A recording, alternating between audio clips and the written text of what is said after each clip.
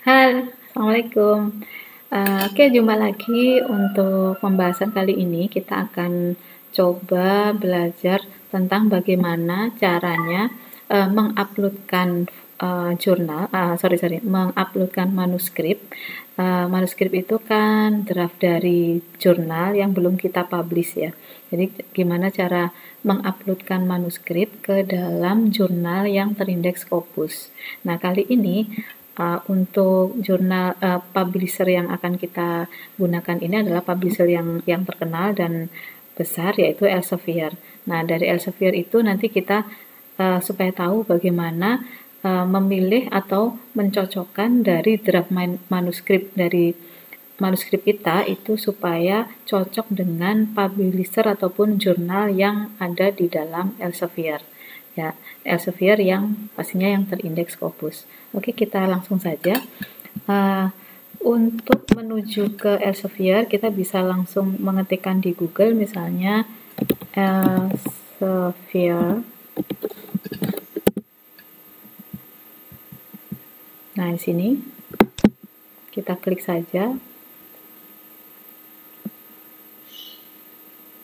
Nah, kemudian sebelum kita nanti masuk ke sini, kita pastikan manuskrip itu sudah ada ya. Jadi misalnya saya mengambil contoh manuskrip saya ini. Ini adalah jurnal saya yang sudah yang sudah accepted tapi belum terpublish. Jadi saya contohkan ini saja. Oke, kemudian kita masuk ke sini. Nah, dari Elsevier ini, website Elsevier ini, kita bisa langsung masuk ke Submit Your Paper. Kita klik. Nah, kemudian di sini kan ada step-stepnya ya. Ada step-stepnya mulai dari find journal, prepare, submit, track, and share. Nah, untuk proses supaya tahu jurnal kita ini cocok di publisher mana, di publish di jurnal mana di Elsevier, maka kita masuk ke find a matching journal.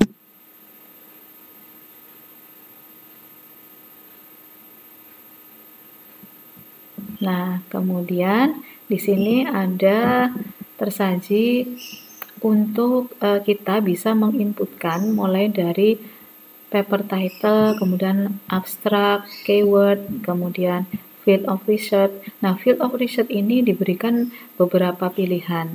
Jadi kalau misalnya untuk tema kita, misalnya kalau saya tema besarnya adalah computer science. Kemudian dalam computer science misalnya ada bisnisnya, kemudian dalam bisnis itu ada hubungannya dengan disiplin ilmu yang lain. Ini di dalam field of research ini kita bisa memilih lebih dari satu. Oke, kita bisa langsung mulai saja di sini.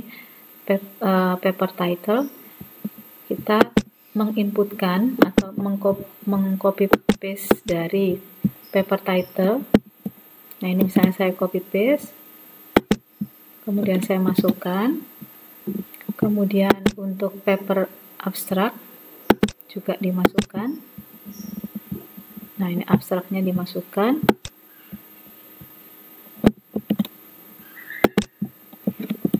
Kemudian keyword juga dimasukkan. Jadi semakin banyak dari semakin banyak informasi yang sudah kita masukkan di Finder itu tadi akan semakin menspesifikkan dari pencarian. Nah, ini untuk keyword jangan lupa diganti dengan titik koma ya. Nah, seperti ini atau apostrof. Nah, kalau sudah, kita masuk ke select field research. Nah, karena bidang dari jurnal saya tadi adalah computer science, maka saya pilih computer science.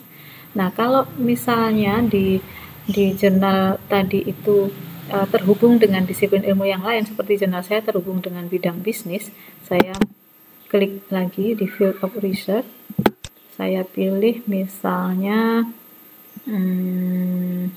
business management and accounting misalnya.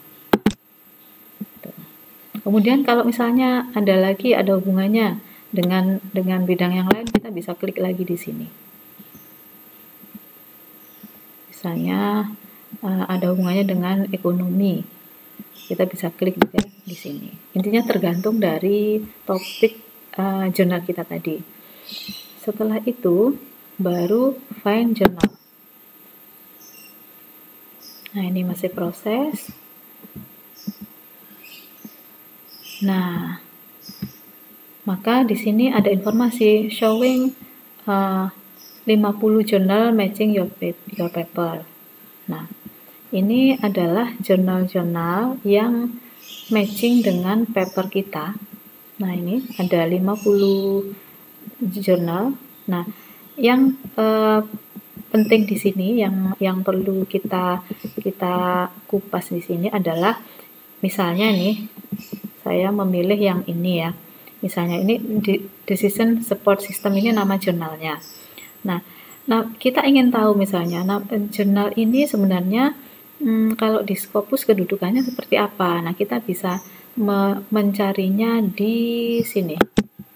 Kita bisa mencarinya di Skimago. Kita buka Skimago. Kemudian judul dari jurnal ini kita bisa copy paste, kita masukkan ke sini, kemudian search. Nah, ini seperti pembahasan pada vlog sebelumnya ya. Nah, ini kemudian kan keluar ya ini ya. Nah, ternyata ini conference misalnya itu ya. Oh, sorry ini ya, bukan. Jadi ini ya jurnalnya ini. Kita klik.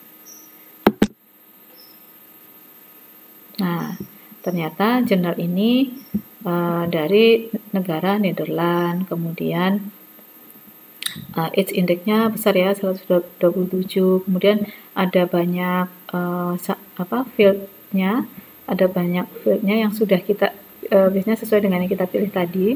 Kemudian publisher-nya Elsevier, kemudian coverage-nya jangan lupa. Nah, ini ternyata coverage-nya mulai tahun 1985 ya coverage. Kemudian ongoing berarti artinya dia masih masuk di indeks oleh Scopus. Nah, ini yang penting. Kemudian homepage-nya kita bisa telusuri melalui ini, klik di sini, dan yang tidak kalah penting adalah dia itu kuartil berapa. Nah, kalau jurnal tadi kita misalnya ini kita masukkan ke yang information system misalnya. Ini kan ada beberapa jenis ya, beberapa disiplin ilmu yang ada dalam jurnal ini. Misalnya jurnal saya masukkan ke information system, maka di sini sudah terlihat kuartilnya. Jadi mulai tahun 99 sampai 2017. Nah, saat ini 2017 yang terakhir ya. Oh, ternyata information system itu masuk kuartil 1. Nah, kalau yang kuning ini kuartil 2, kalau yang merah oranye ya, ini kuartil 3. Nah, seperti itu. Itu untuk informasi jurnalnya. Nah, kita kembali lagi ke sini, kembali ke jurnal tadi. Nah, kemudian di jurnal tadi itu ada set score, ini berarti untuk citasinya ya, citasi berapa persentase dia di jurnal ini disitasi oleh pembaca. Kemudian impact factor, kemudian acceptance rate. Nah, acceptance rate ini gini, jadi dalam jurnal itu kan ada persentase berapa dalam satu kali isu berapa banyak jumlah yang submit dan berapa yang diterima. Nah, ini acceptance rate ini adalah 9% gitu ya. Jadi 90% dari yang disubmit. Ini cukup sangat ketat ya kalau menurut saya. Kemudian ini time untuk time first decision ini adalah waktu di mana berapa lama diputuskan bahwa artikel kita itu diterima atau ditolak. Nah, ini waktunya 2 minggu, ini cukup sedikit ya, cukup singkat ya. Jadi kita tidak banyak menggantung gitu kan, tidak banyak digantung gitu. Jadi kita bisa melihat kalau misalnya memang ditolak ya nanti dalam 2 minggu itu ditolak, kalau diterima ya diterima. Nah, ini teman-teman bisa membandingkan gitu ya.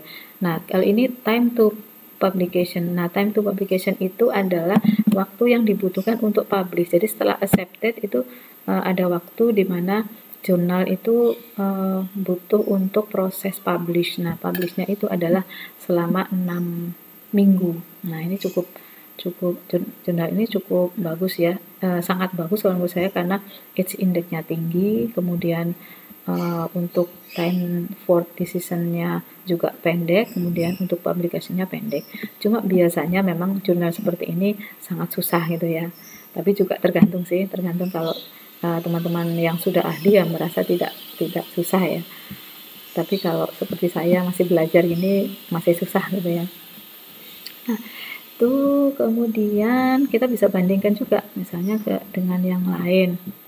Nah, ini misalnya nih kita bandingkan Journal of High Technology Management. Oh, ternyata ini identitasnya seperti ini. Nah, kita bisa cek kalau kita ingin ya tergantung kebutuhan sih. Kalau misalnya kebutuhan kita, oh saya mau publish jurnal yang tingkat diterimanya besar, jadi carilah yang acceptance rate-nya tinggi, persentasenya tinggi. Atau misalnya saya ingin mencari jurnal yang cepat publish, ya berarti carilah yang time first decision sampai time to publication-nya tinggi. Nah, ini kalau dibanding dengan yang tadi kan ini lebih lama kan ya, terus acceptance rate-nya juga lebih kecil. Nah, ini juga sama. Nah, rata-rata segini. Nah, ada 23 minggu, ada 33 minggu. Nah, seperti ini ya. Jadi gitu. Kalau menurut saya sih memang pertimbangannya biasanya kalau saya untuk mencari jurnal itu yang saya pertimbangkan pertama adalah acceptance rate-nya. Kalau acceptance rate-nya tinggi, nah ini berpeluang gitu ya. Dan yang kedua adalah waktu. Kalau minimal waktu decision-nya. Jadi kalau misalnya waktu decision-nya cepat, kan akhirnya kalau misalnya kita ditolak itu bisa mencari yang lain gitu ya, daripada kita mencari yang time acceptance-nya terlalu lama, sementara kita kan di sini kan ada waktu ya yang kita habiskan. Nah, ini teman-teman bisa kelola sendirilah sesuai dengan kebutuhannya. Nah, oke teman-teman, mungkin itu saja untuk vlog kali ini, untuk tahu bagaimana caranya publish jurnal Scopus yang publishernya adalah Elsevier, di mana Elsevier ada termasuk publisher yang besar ya, dan banyak diindeks oleh Scopus. Oke, sekian dulu vlog kali ini. Jika suka dengan video ini, silahkan like, subscribe, share, dan komen. Terima kasih. Assalamualaikum.